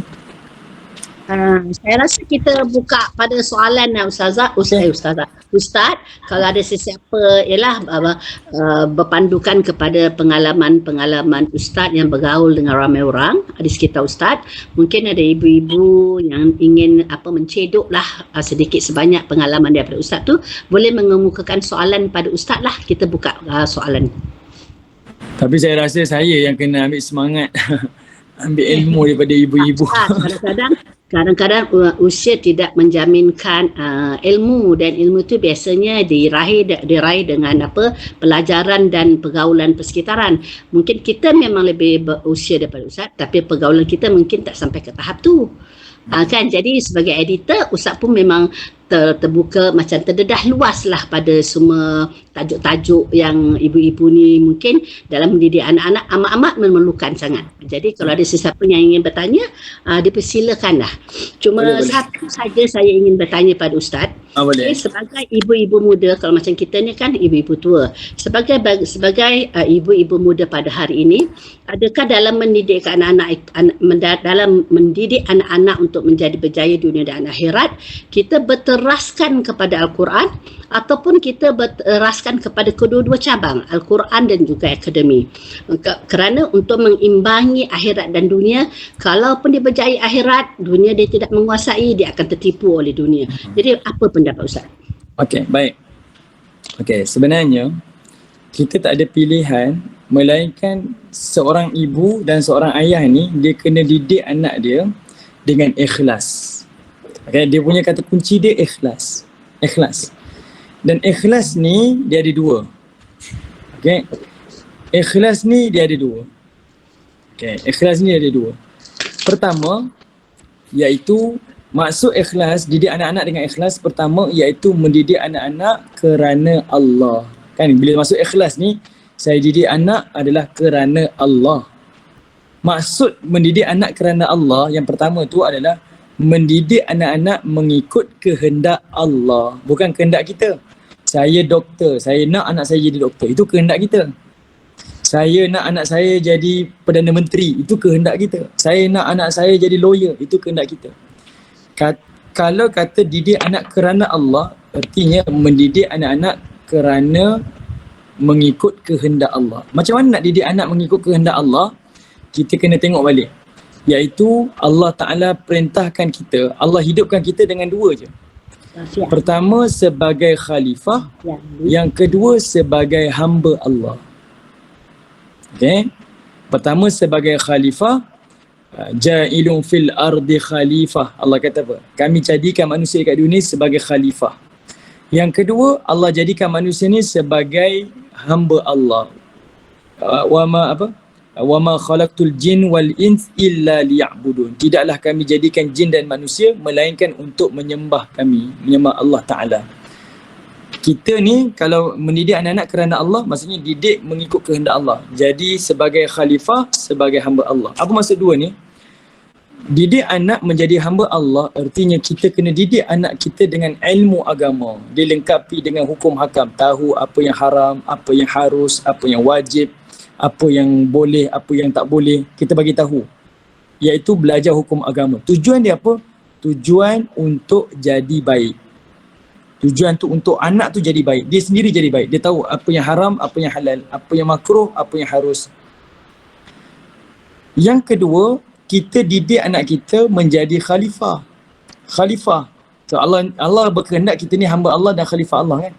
Didik anak kita menjadi khalifah. Khalifah ni apa? Iaitu didik anak kita dengan ilmu dunia. Didik anak kita dengan ilmu dunia. Ilmu matematik, ilmu bahasa Melayu, masuk ke universiti, masuk sekolah, ambil peperiksaan, belajar itu, belajar ni. Tujuan dia apa? Tujuan dia adalah untuk anak ini memberi kebaikan kepada orang lain. Agama ajar, kita bukan nak anak kita jadi baik je. Tapi kita nak anak kita jadi baik dan memberi kebaikan pada orang lain. Itulah peranan hamba Allah dan khalifah Allah. Jadi, dia kena seiring. Ilmu agama ya, ilmu dunia pun ya. Dia tak boleh lari. Yang kedua, itu tadi yang pertama, yang masuk ikhlas. Ikhlas yang kedua, kita didik anak kita adalah kerana Allah. Kerana Allah. Maksud kerana Allah ni, saya didik anak saya ni memang kerana ini amanah. kerana tanggungjawab saya daripada Allah. Saya tak mengharapkan apa-apa balasan melainkan hanya mengharapkan pahala daripada Allah. Kalau anak kita contohlah, dulu kita jaga dia sepenuh hati kita, kemudian bila dia besar dia lupakan kita, telefon pun jarang-jarang, nak kata sehari sekali tak, seminggu sekali pun tak, sebulan sekali pun tak apalah, dia tak call ke, dia tak jenguk saya ke, tak bagi wang saku, tak apalah. Sebab saya didik anak saya memang kerana Allah. Saya tak mengharapkan apa-apa balasan pun daripada anak. Saya tak mengharapkan apa yang saya pernah beri pada dia, saya nak anak tu pulangkan balik, saya tak harap. Saya hanya harapkan kepada Allah. Itu namanya ikhlas. Bagusnya untuk apa ibu-ibu? Bagusnya bila kita ikhlas, tak mengharapkan balasan daripada anak-anak, hati kita jadi lapang, anak-anak akan jadi berjaya. Sebab apa? Sebab bila seorang ibu mengharapkan balasan, apa yang saya jaga awak, saya nak awak balas kepada saya sebagai seorang ibu, selalunya ibu-ibu akan mudah tercedera hati dia. Kan? Sebab apa? Anak-anak tak balik, ni anak derhaka ni. Kita mula rasa sakit hati. Kan? Kita mula rasa kecewa, kita mula rasa sedih, kita rasa gagal dengan didikan kita. Ni kita ni. Sebab itu, kita harap, saya buat ni kerana Allah. Anak balas ke tak balas terpulang lah. Yang penting saya mengharapkan pahala daripada Allah saja. Sebab ini amanah. Anak ni anugerah, anak juga adalah amanah. Okay? Jadi kita mengharapkan. Dan dalam masa yang sama, anak tu tak dilabel sebagai derhaka. Sebab kita bila terasa, anak ni dia sibuk balik mak mertua dia. Dia tak tengok pun saya ni, derhaka tu. Anak jadi derhaka. Bukan sebab anak tu derhaka. Tapi sebab kita rasa apa yang kita pernah beri tak setimpal apa yang kita dapat daripada seorang anak. Yang itu yang kita nak. Okay? Itu yang saya boleh jawab lah, Puan Hajar. Terima kasih Ustaz. Lagi satu Ustaz, kalau misalnya ibu-ibu ni dia dah menghantar anak dia ke tempat-tempat yang baik, misalnya anak-anak yang tua dah sampai ke universiti, ke peringkat universiti, dan anak-anak yang lain di sekolah madrasah tahfiz, apakah itu satu jaminan bahawa pengakhirannya itu akan menjadi baik jika ibu-ibu tu terlalu sangat bangga dengan pencapaian anaknya pada hari ini? Okey, baik. Sebenarnya kita menjalankan tanggungjawab sebagai seorang ibu apalah, meletakkan anak-anak di tempat yang betul. Dan kita berserahlah kepada Allah Ta'ala. Moga-moga Allah Ta'ala terus bimbing anak-anak ni. Kita tak boleh kata ini jaminan kejayaan, ini jaminan sebagian-sebagian sekian-sekian. Tak boleh. Cuma kita mengharapkan apa yang Allah perintahkan untuk saya didik anak saya ni menjadi hamba Allah, menjadi khalifah Allah. Kita serahlah pada Allah. Moga-moga Allah Ta'ala lindungi. Yang penting kita tak culas dengan amanah kita. Dan apa yang terjadi selepas itu pada anak kita, itu dia dengan Allah Ta'ala. Dia tak terikat dengan kita. Sebab itu, saya tak berapa setuju kalau ada orang kata apa, kalau seorang isteri buat dosa, yang tanggung dosa itu adalah suami. Kalau seorang anak-anak tu buat dosa, yang tanggung tu adalah orang tuanya, ibu dan ayahnya. Ini tak diajar dalam agama. Agama kita mengajar, siapa yang buat dosa, dialah tanggung dosanya. Tak ada orang tanggung dosa kita, tuan-tuan. Kita tak seperti mana agama Nasrani, yang mana Nabi Isa tu menanggung dosa umat dia. Kita tak seperti itu. Semua yang melakukan dosa, kita menanggung dosanya. Yang dikatakan ayah tanggung dosa isterinya, ayah tanggung dosa anak perempuannya, itu adalah apabila ayahnya tak menjalankan tanggungjawab. Isterinya tu bawa tanggungjawab dia. Isteri tak pakai tudung, dia kena pesan, kamu kena pakai tudung untuk perintah Allah. Dia tak cakap. Sebab apa? Sebab sporting punya pasal. Dia tak cakap. Yang itulah disebut sebagai dayus, yang itulah menjadikan apa yang isteri dia buat, dia tanggung dosa. Sebab dosa tu adalah dosa dia tak menjalankan tanggungjawab. Tapi kalau dia dah nasihat, isteri tak nak dengar, buat juga. Dosa tu isteri yang tanggung, bukan ayah ataupun suami yang tanggung. Dia dah bagi tahu pada anak-anak dia pakai tudung, tapi anak masuk universiti buka tudung, luar pengetahuan ayah dan ibu dia. Anak itulah yang tanggung dosanya. Ini adil. Ini baru adil. Kalau tidak, ibu-ibu, ayah-ayah yang dirahmati Allah, sakitlah kita kan. Yang buat dosa isteri, yang buat dosa anak-anak, ayah yang kena tanggung. Allah Akbar. Susahlah macam tu. Tak boleh.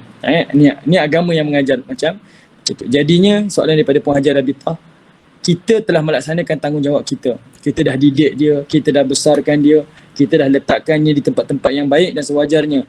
Selepas itu, kita serah kepada Allah. Dan apa yang berlaku luar daripada kawalan kita.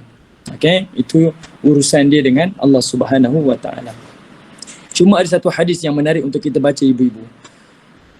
Nabi pernah cerita, ada seorang wanita ni dia pelacur. Saya pernah sebut daripada ibu-ibu. Seorang wanita ni dia pelacur. Hadis ni riwayat Bukhari, hadis sahih. Dan dia ni telah lalu dekat satu perigi, dia nampak ada seekor anjing kehausan, nak mati dah. Dia ambil kasutnya, dia cedok air perigi dan dia beri minum kepada anjing tersebut. Anjing tu minum. Dan anjing tu bila dia minum, dia adalah tenaga meneruskan kehidupan dia lah. Maksudnya dia boleh lah, tak adalah nak macam nyawa-nyawa ikan tadi kan, sebab dapat minum. Kata Nabi SAW, wanita pelacur ini Allah Ta'ala ampunkan dosanya dan Allah Ta'ala masukkannya ke dalam syurga. Nak kata apa ibu-ibu? Sebenarnya Nabi nak beri gambaran pada kita, wanita ni wanita yang berdosa tau. Dia pelacur, bergelumang dengan dosa. Dan dia beri minum kepada seekor anjing yang bernajis mughalazah, najis berat. Kalaulah seorang wanita berdosa beri makan kepada seekor anjing, haiwan bernajis ni, dengan kadar sedikit je bagi minum, itu pun boleh dapat pengampunan, itu pun boleh dapat syurga Allah. Apatah lagi kalau kita sebagai ibu bapa, ibu bapa yang kita bukan bekerja sebagai pembuat dosa, kita ibu bapa, adalah dosanya tapi taklah seperti macam pelacur tadi. Dan kita bukan bagi makan kepada seekor anjing, kita memberi makan, memberi ilmu, memberi pengajaran, membesarkan seorang anak, khalifah kecil. Sudah tentu kita lebih layak untuk dapat pengampunan Allah dan sudah tentu kita lebih layak untuk mendapat syurga Allah. Kata kunci daripada hadis ni adalah ikhlas. Kenapa pelacur itu dapat pengampunan dan syurga Allah? Sebab dia ikhlas bagi minuman kepada anjing tersebut. Kalau ibu-ibu, ayah-ayah ikhlas, kita ni ikhlas mendidik anak-anak kita, membesarkan mereka, sekolahkan mereka, pandaikan mereka, bagi makan, bagi minum pada mereka, ikhlas kerana Allah, percayalah, itulah potensi untuk dapat pengampunan Allah dan itulah potensi untuk dapat syurga Allah, insya-Allah. Terima kasih Ustaz. Assalamualaikum Ustaz. Ya, waalaikumsalam. Kalau tadi macam Ustaz cakap tadi, ikhlaskan mendidik anak semua kerana Allah kan. Tapi kalau dah berusia macam gini, misal kata ada kelakuan anak-anak yang macam Ustaz cakap macam melukakan hati kita, tapi kita dah dapat ilmu macam gini, kita boleh cakap tak apalah, semuanya itu kerana Allah lah, hak benda tadi. Itu boleh ke Ustaz macam tu? Boleh. Yang itulah yang disebutkan sebagai mawaddah. Kan kita selalu doakan, Allah Ta'ala pun sebut keluarga ni dalam surah Ar-Rum, Allah kata apa? Kita diciptakan dengan mawaddah wa rahmah. Kan? Mawaddah. Allah tak guna kalimah mahabbah. Mahabbah ni kan daripada kalimah hub, cinta, kan? Orang apa? Kalau tak cerita-cerita Bollywood dia kata muhabbatin, kan? Muhabbatin. Tapi orang Arab kata mahabbah. Tapi kita kata dalam keluarga ni disebut mawaddah. Mawaddah ni apa? Dia datang daripada kalimah al-wud. Wud waw dal wud. Wud ni adalah kasih. Tapi kasih yang tak berdendam. Kasih yang tak bersyarat. Dan kasih yang berlapang dada. Dan itu sifat Allah, yang mana Allah dikenali dengan nama Al-Wadud. Allah dikenali dengan nama Al-Wadud. Allah huwal ghafurul wadud. Kalau kita baca Quran, kita akan jumpa nama Allah ni nama Al-Wadud, Tuhan yang pengasih. Dan kalimah Al-Wadud tu datang daripada kalimah Al-Wud dan dia menjadi Al-Mawaddah. Tu adanya, kita kata apa, putaran perkataan dia lah. Dan perkataan mawaddah tu hanya dalam keluarga saja. Sebab apa? Ibu ayah yang memberi cinta dia, kasih sayang daripada keluarga tu, cinta tanpa syarat, cinta tanpa dendam, cinta tanpa mengharapkan balasan. Sebab apa? Bila dia memberi, anak jadi ke, anak tak jadi ke, itu ini ke, hati dia berlapang dada. Dia tetap membesarkan anak dia, dia tetap sayang kepada anak dia, dia tetap meredai anak-anak dia, dan dia tetap memaafkan anak dia apa sahaja yang berlaku. Dan itu yang kita doa pada Allah, turunkan mawaddah dalam keluarga saya dan turunkan rahmah dalam keluarga saya. Jadi ibu-ibu, kalau dulu kita ada terasa sikit lah dengan perbuatan anak kita, kita kata saya ikhlas lah, saya mengharapkan balasan daripada Allah. Apa yang saya didik dia, apa yang saya pernah beri pada anak saya masa dia kecil dulu, itu semua saya buat kerana perintah Allah. Sebab Allah berikan anak kita anugerah, dalam masa sama kena ingat anak itu juga amanah. Bila kata amanah, itu tanggungjawab kan. Jadi kita buat memang kerana Allah. Anak balas ke, anak tak balas ke, tak apa, saya tak mengharap. Sebab saya hanya mengharap balasan pahala Allah. Hati kita akan jadi lebih tenang tau. Percayalah. Saya minta maaf lah, saya ibu-ibu, saya cakap macam saya mengajar, sebenarnya tak. Sebenarnya untuk diri saya sendiri. Yang ini ilmu yang saya sendiri cari, ilmu parenting ni. Tujuan dia untuk saya memandu diri saya, keluarga saya untuk jadi lebih baik lah, insyaAllah. Minta doa lah daripada ibu-ibu yang menonton, doakan saya. Anak saya kecil-kecil lagi. Okay, insyaAllah. Terima kasih Ustaz. Sama. Assalamualaikum Ustaz. Waalaikumsalam. Saya nak tanya yang pasal kan sekarang ni zaman kita ni dah tak ada nak keluar fisabilillah. So jadi macam Khansak ni dia dia encourage, dia menggalakkan anak dia pergi berperang. Jadi kalau kita ni sekarang ni kita galakkan anak kita pergi menuntut ilmu. Dia pergi belajar ke luar negara, tapi dia bukan belajar ilmu agama. Macam Ustaz cakap tadi lah, boleh lah kan, sebab ilmu dunia tu sebagai dia jadi manfaat pada diri ni kan. Tapi adakah maksudnya kita galakkan dia keluar tu menuntut ilmu tu, dia akan dapat pahala fisabilillah juga ke? Macam mana? Baik, faham. Terima kasih Ustaz. Baik. Okey, kita tak nafikan, tadi kan saya kata kita nak jadi hamba Allah, kita nak jadi khalifah Allah. Kita kena belajar ilmu agama dan kita kena belajar ilmu dunia. Tujuan dia belajar ilmu agama untuk kita jadi baik. Belajar ilmu dunia untuk kita beri kebaikan kepada orang lain. Ini adalah syarat untuk jadi hamba Allah dan khalifah Allah. Kita tak boleh pilih salah satu, kita kena buat dua-dua. Yang kedua, encourage anak-anak ni, macam Khansak dia suruh anak dia pergi jihad. Habis kita macam mana? Dia sebenarnya tak sekadar untuk kita encourage anak kita pergi belajar agama ke, belajar ilmu dunia ke, dia tak setakat tu. Tapi yang lebih utamanya, kita encourage anak kita menjalankan tanggungjawab dia, melakukan amal solehnya. Seperti mana saya contohkan tadi, kita sebagai ibu bapa kena mudahkan anak-anak kita untuk jalankan tanggungjawab sebagai seorang ayah, sebagai seorang suami, sebagai seorang anak. Jangan kita duk fikir kita je, kamu raya mesti raya mak. Kalau tak raya mak, awak tak sayang mak. Jangan macam tu. Okay? Kita memberikan dia option, kita bagikan dia kebebasan. Tak kisah awak balik bila, tak kisah. Yang penting awak balik pun mak dah gembira dah. Sebab kita dengan niat apa? Dengan niat saya nak mudahkan anak saya jalankan tanggungjawab. Sebab dia ada hak pada isteri dia, dia ada hak pada mentua dia, dia ada hak pada anak-anak dia, dia ada hak pada orang tua dia, kita, ibu bapa dia. Dia ada banyak tanggungjawab dia. Dan tanggungjawab ini berkait dengan amal soleh. Kita kena jadi salah seorang yang memudahkan dia untuk melakukan amal soleh, menjalankan tanggungjawab dan amanah. Encourage dia ke situ. Itulah yang dilakukan oleh Khansak. Ini kita nak belajar macam mana Khansak dia encourage anak dia pergi jihad. Kita nak macam mana belajar? Nak ambil inspirasi, kita kena encourage anak kita untuk mudahkan dia melakukan amal soleh dia, untuk menjalankan tanggungjawab dia sebagai suami, anak, isteri dan sebagainya. Kita jangan sekat-sekat dia, kita jangan halang. Dan kita jangan jadi orang yang menyusahkan anak-anak kita. Awak ini macam ni lah awak. Kita jangan macam tu. Kita kena mudahkan. Wallahualam. Ustaz, terima kasih Ustaz, faham. Okey. Baik Ustaz, saya rasa bolehlah kita tutup kuliah kita petang ini Ustaz, sebab sekejap lagi kita buat puasa. InsyaAllah. Okey. Baik, jadi ala kuliah saya berhenti dekat sini. Semoga ada manfaat. Niat saya bukan saya mengajar, tapi sekadar berkongsi apa yang saya tahu. Dan saya pun tengah mempraktikkan, belajar-belajar untuk melakukannya. Jadi saya minta sebaik ibu-ibu, mungkin antara ibu-ibu ada doa yang sangat mustajab. Doakan saya, isteri saya, keluarga saya dan kita semua dapat membesarkan anak-anak kita yang akan memberi kebaikan kepada umat, dapat berbakti kepada orang tua, jadi anak yang soleh, yang jadi khalifah Allah, jadi hamba Allah dan yang dapat menyambung legasi amal soleh dekat dunia ni, insya-Allah. Sama-samalah kita usahakan. Amin. Amin Ustaz. Amin.